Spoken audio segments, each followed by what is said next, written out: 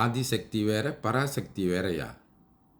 ஆமாங்க, வாங்க காணொளிக்குள்ள போகலாம். தென்னாடுடைய சிவனே போற்றி, எந்நாட்டவருக்கும் இறைவா போற்றி. அனைவருக்கும் வணக்கம். இந்த காணொளியில் ஆதிசக்திக்கும் பராசக்திக்கும் என்ன வேறுபாடு என்பதை பற்றி தான் சிந்திக்க போகிறோம். இது என்னங்க, ரெண்டும் சக்தி தானேங்க, எல்லாம் சக்தி தானேங்க, இதில் என்னங்க வேறுபாடு, இதை வேறு பேச வேண்டியிருக்கு அப்படின்னு நினைக்கிறீங்களா? அப்படி இல்லைங்க. பராசக்தி எனப்படுவது சிவபெருமானுடைய மேலான திருவருள் அல்லது ஆற்றல் என்று இதற்கு முன்னாடி பார்த்துருக்குறோம். இது சிவத்தை விட்டு இணை பிரியாதது, என்றும் சிவத்தோடு இருப்பது, சிவத்தினுடைய ஆற்றல்தான் பராசக்தி என்று அழைக்கப்படுகின்றது. இது ஒரு தனி கடவுள் அல்ல. சிவமே முழுமுதற் பொருள், பரம்பொருள் என்று சைவத்தில் சொல்லப்பட்டு அவனுடைய ஆற்றலையே பராசக்தி என்று நாம் சொல்கின்றோம். அப்போது பின்னமிலா எங்கள் பிரான் எப்படின்னு சொல்லி நாம் ஏற்கனவே சிவஞான சித்தியாரில் பார்த்துருக்கின்றோம். அந்த அடிப்படையில் பராசக்தி ஆகப்பட்டவள் தனிப்பட்ட கடவுள் கிடையாது, அது பரம்பொருள் கிடையாது, சிவமே பரம்பொருள் என்பது சைவத்தில் குறிப்பிடப்படுவது. ஆதிசக்தி என்று சொல்லப்படுவது சக்தியாக சொல்லப்பட்டாலும் ஆதிசக்தி சாக்த சமயத்தில் முழுமுதற் பரம்பொருளை போன்று சொல்லப்படுகின்றது. அதாவது எப்படி சைவத்தில் நாம் சிவத்தை முழுமுதற் பரம்பொருளாக சொல்கின்றோமோ அதுபோல சாக்தம் என்கின்ற சமயப்பிரிவு அந்த அம்மையையே, சக்தியையே பரம்பொருளாக முழுமுதற் பொருளாக குறிப்பிடுகின்றது. சைவத்தில் சிவபெருமானிடத்திலிருந்து தான் மற்ற பிரம்மன், திருமால், உருத்திரன், மகேஸ்வரன், சதாசிவம் என்கின்ற வடிவங்கள் தோன்றி அவற்றினுடைய ஆற்றலாக நாம் சொல்லக்கூடிய பிரம்மனுக்கு கலைமகளாகவும், திருமாலுக்கு திருமகளாகவும், உருத்திரனுக்கு உமையாகவும், மகேஸ்வரனுக்கு மகேஸ்வரியாகவும், சதாசிவத்துக்கு மனோன்மணியாகவும் நாம் சைவத்தில் குறிப்பிடுகின்றோம்.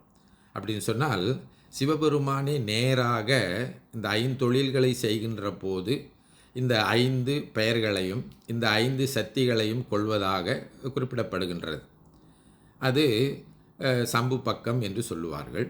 சில வேளையில் சிவபெருமானே மற்ற உயிர்களுக்கு தன்னுடைய ஆற்றலை கொடுத்து அந்த உயிர்களை தன்னுடைய பணிகளை செய்யும்படியாக அந்த அதிகரித்தல் அப்படின்னு சொல்கிறது, அதிகாரப்படுத்துதல் என்று சொல்வது, இது அணுப்பக்கம் என்று சொல்லுவார்கள். அப்போது சிவபெருமான் திருவருள் உயிர்களை செயல்படுத்துவதை அணுப்பக்கம் என்று சொல்வார்கள்.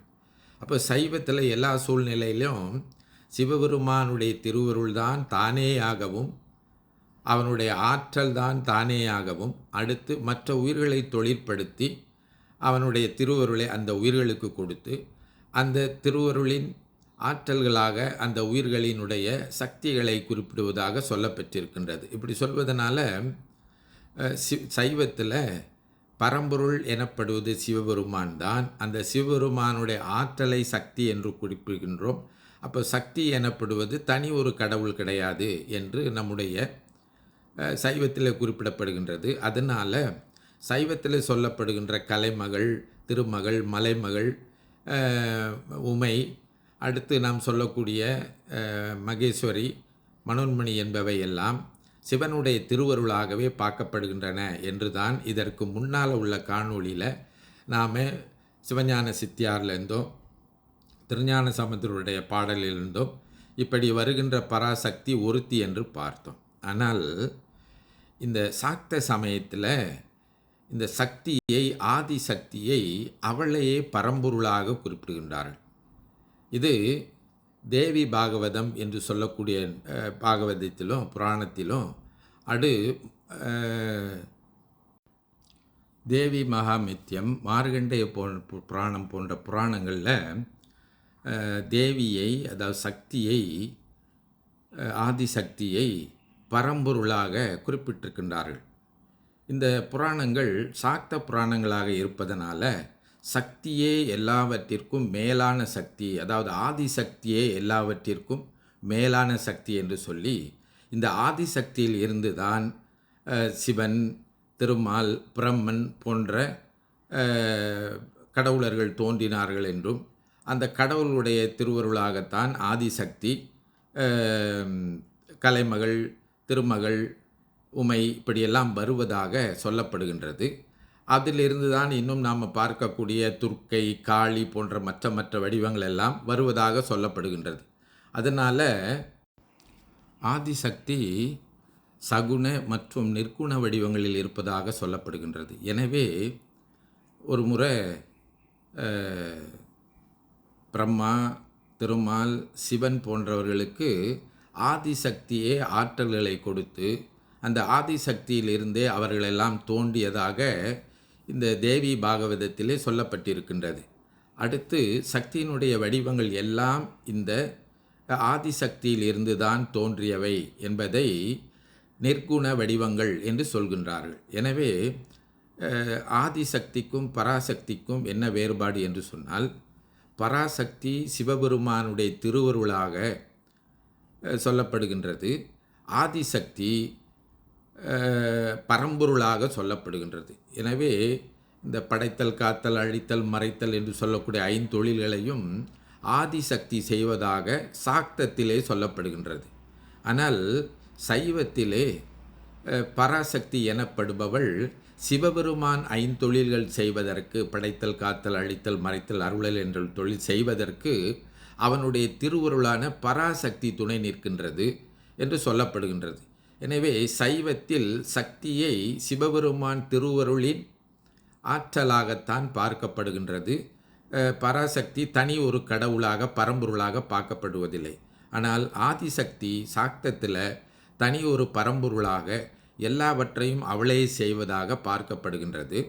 அதனால்தான் இந்த வேறுபாட்டினை தெளிவுபடுத்துவதற்கு சைவ திருக்கோயில்களில் இருக்கக்கூடிய சக்திக்கு காளையே ஊர்தியாக வைத்திருப்பார்கள். விடை எருதுன்னு சொல்கிறோம் இல்லைங்களா, அந்த காளை ஊர்தியாக வைத்திருப்பார்கள். ஆதிசக்தியை குறிப்பிடுகின்ற கோயில்களில் சிம்மத்தை அல்லது சிங்கத்தை வாகனமாக வைத்திருப்பார்கள். இந்த வேறுபாட்டை பார்த்து சைவர்கள் புரிந்து கொள்ளலாம், இது ஆதிசக்தியா அல்லது பராசக்தியா என்று. இதை பற்றி எதுக்கு சிந்திக்கணும் அப்படின்னு கேட்கின்ற போது, சைவர்கள் சைவத்தினுடைய கொள்கையை தெளிவாக புரிந்து கொள்ள வேண்டும். பராசக்தி எனப்படுவது சிவத்திற்குள்ளே அடங்கியதாக சிவத்தின் திருவருளாக சொல்லப்படுவது என்பதை புரிந்து கொள்ள வேண்டும். எனவே சைவத்திலே சக்தியை வழிபட்டால் அது சிவத்தை வழிபடுவதாகத்தான் ஆகும். சக்தியை வழிபட்டு சிவத்தை அடைய வேண்டும் என்று சைவத்திலே குறிப்பிடப்படுகின்றது. ஆனால் ஆதிசக்தி வழிபாட்டில், சாக்த வழிபாட்டில் அந்த ஆதிசக்தியே எல்லாவற்றையும் அருளுவாள். அந்த ஆதிசக்தியினுடைய எல்லாம் முடிவு பெறும். ஆதிசக்தியே திருவடி பேரை வழங்குவதைப் போல இருப்பதை நாம் உணர்ந்து கொள்ள வேண்டும். இப்படி உணர்ந்து கொண்டால்தான் உண்மையான தெளிவு நமக்கு ஏற்படும். பல வேளைகளில் நமக்கு இந்த ஆதிசக்தி தொடர்பான புராணங்கள் வருகின்ற போது ஆதிசக்தியை மேம்படுத்தி சிவபெருமானை அதை விட குறைத்து சொல்வது போன்று வருகின்ற சூழல்களில் ஏன் இப்படி ஏற்படுகின்றது என்பதை நாம் புரிந்து கொள்ள முடியும். எனவே ஆதிசக்தியை நாம் குறைத்து சொல்வதற்காக அல்ல, சாக்த வழிபாட்டினுடைய கொள்கை வேறு, சைவ வழிபாட்டினுடைய கொள்கை வேறு என்பதை புரிந்து கொள்ள வேண்டும் என்பதற்காகத்தான் பராசக்தியும் ஆதிசக்தியும் ஒன்று அல்ல, கொள்கை அடிப்படையில் சக்திகள் என்று இரண்டுமே கூறப்பட்டாலும் சைவத்தில் சக்தியை பார்க்கின்ற வகையும் சாக்தத்தில் சக்தியை பார்க்கின்ற வகையிலும் வேறுபாடு இருக்கின்றது. ஒன்று பராசக்தி, மற்றொன்று ஆதிசக்தி என்பதனை புரிந்து கொண்டு தமிழ்ச் சைவர்கள் நல்ல வகையிலே அந்த பெருமானை வழிபட்டு எல்லாம் வல்ல கூத்தப்பெருமான் திருவருளுக்கு ஆளாக வேண்டும் என்று சொல்லி இந்த அளவிலே நிறைவு செய்கின்றேன். தென்னாடுடைய சிவனையை போற்றி, எந்நாட்டவர்க்கும் இறைவா போற்றி. திருச்சிற்றம்பலம்.